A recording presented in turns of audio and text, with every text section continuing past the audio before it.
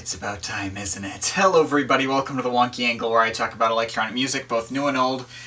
And today, we're finally talking about Squarepusher and his first album, Feed Me Weird Things. Yep, it's finally time to talk about Tom Jenkinson, aka Squarepusher.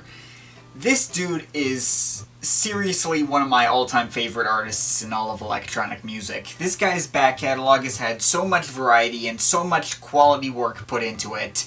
He's a man whose work is very difficult to pigeonhole. He's got elements of jazz, drum and bass, IDM, and more, and focuses on any mix of them at any given time, so that no album of his sounds alike. He's a guy I knew I would have to do a discography review of at some point, since I have so much to say on all his various albums. Well, to be honest, I hadn't listened to a lot of his stuff recently, as I'd kind of moved on to a lot of other bands and artists which captured my interest, but I feel like that makes it all the better to come back to him now and reinvigorate my passion for his work. And of course, we have to start with his debut album at the very beginning. Feed Me Weird Things is somewhat of a mission statement that falls somewhere in between a lot of his work, and shows off a lot of the variation in his sound all at once, but not in a way that feels unnatural or disjointed. This is a very well put together album as well. Well, for the most part. There's some small nitpicks I have, but I'll get to that in a minute. I mean, it's difficult to put into words how Feed Me Weird Things makes me feel. I mean, when I first heard it years ago, I remember liking the first track, and the rest kinda fell into the background.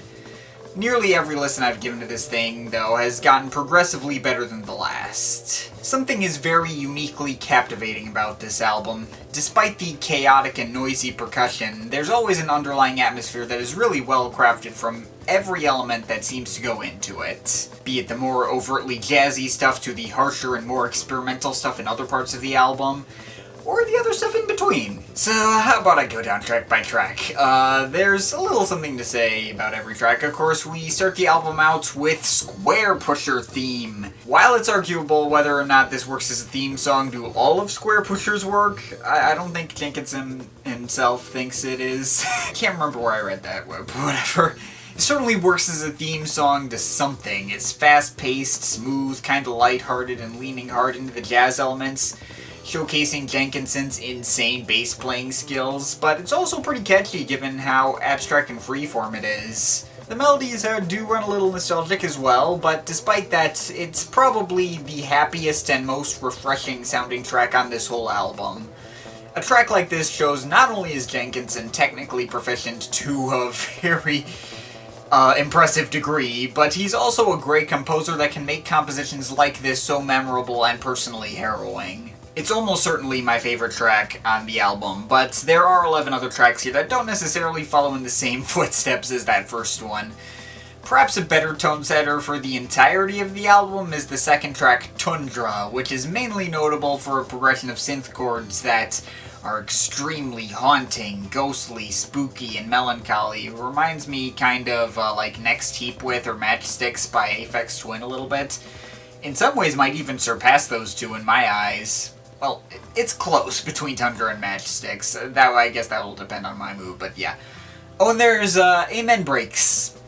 Lots and lots of Amen Breaks. By the way, yes, this track is very fast-paced as well, but unless I specifically mention otherwise, so is basically everything on this album, which moves at the same tempo consistently, save for a couple of choice moments where the tempo is halved. It does allow for this album to flow together quite nicely, though, and hold everything together. Anyway, Tundra is awesome, and we move on to the Swiftie. A little off and on with this track. On one hand, it's a bit of a return to the jazzier sound, but more abstract and less about the melodies. It's the kind of track that I have fun listening to while it's going on, but I can never really remember it that well out of context, and it can fall out into the background sometimes.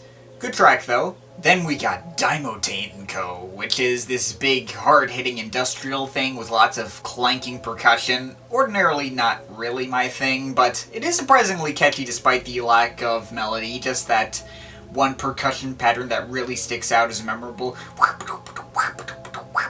And I like the abrasive acid house synths on here as well. And even though it also starts out with like this scraping, distorted, pure noise, I never feel like I want to skip over it, despite not typically liking that kind of thing either. So yeah, maybe not necessarily one of my favorite tracks on here, but definitely a great track nonetheless. And then we got Smedley's Melody, which has a lot of catchy bass riffs.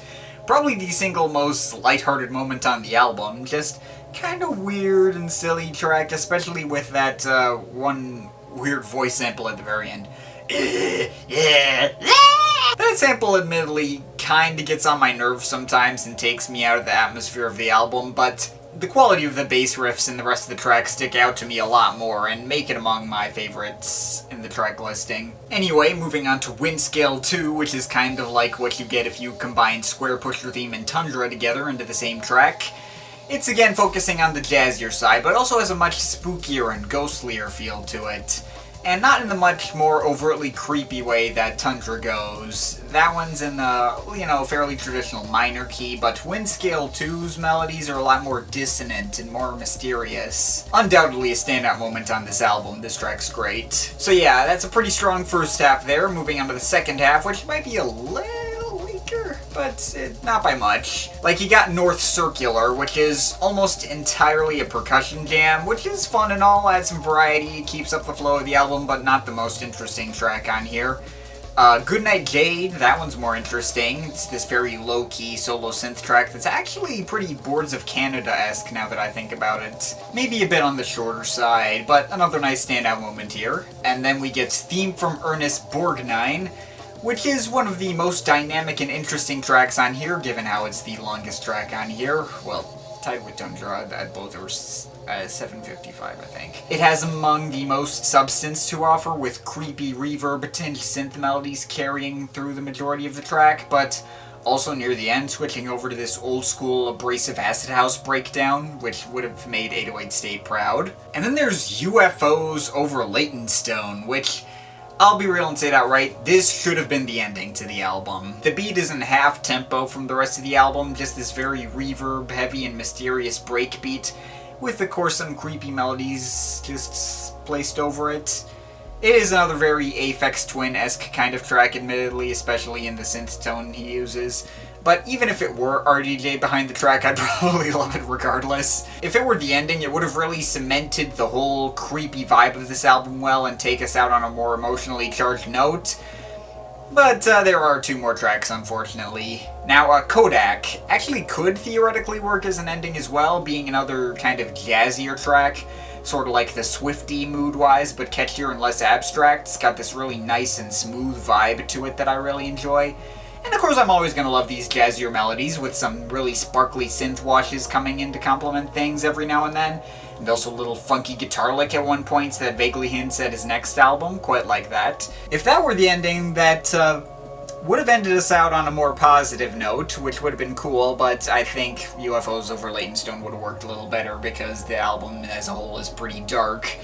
And that track would have really cemented it home. Unfortunately, the actual ending is Future Gibbon, which, yeah, Future Gibbon is not really a standout in any way. If it were in the middle of the album, it'd be a slightly more distinctive sounding, but significantly shorter and less impactful companion to North Circular. But as an ending to the album, it's very lackluster and kind of leaves me out of the album thinking, oh, I guess it's over now. Without really sticking out to me or giving me the heads up that the previous track wasn't over. Yeah, that one's... Future Gibbon is almost certainly my least favorite track on here overall. I think you probably could have cut it from the album entirely without making any significant impact. It's not out of place, or even that bad a track out of context, but in context, it's pretty weak. Now there are also two bonus tracks that come with the Japanese version of the album that are not on the version that I typically listen to.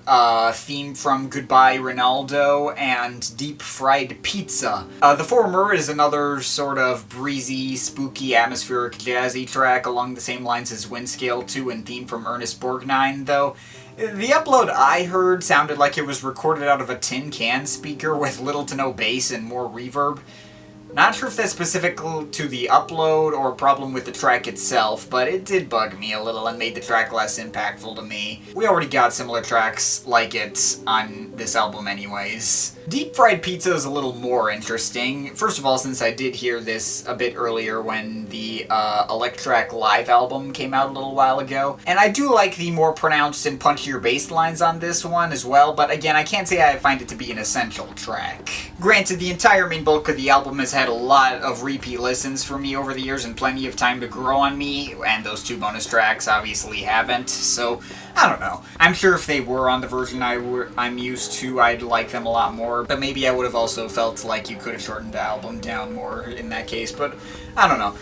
Overall, obviously I do love and highly recommend Feed Me Weird Things. There are some moments which are kind of still Aphex Twin-esque, and as a result, the Squarepusher hasn't quite established his style yet. He would double down on this and make it more of his own thing on his next album, Hard Normal Daddy, but even in the Aphex Twin moments on here are excellent. Maybe I would reorder some of the tracks in the back half a little bit, but it's really just being nitpicky at this point. I mean, my biggest problem, I think, right now is just that it's not available on iTunes or Spotify as of recording this video. I mean, in the description I have a YouTube upload linked, and obviously I still have the CD here that you can go out and buy if you want.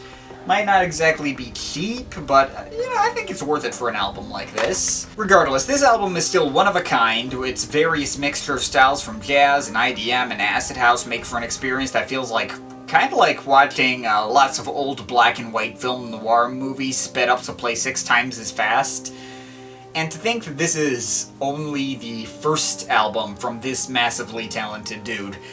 Wait till we get to his other stuff. So, yeah, on Feed Me Weird Things, overall I am feeling an 8.7 out of 10. But of course, this is just my opinion. You can feel free to disagree with it, but I'd like to hear your thoughts, so leave the comments in the comment thing down there. But yeah, that's pretty much it. That's all for today. See you next time.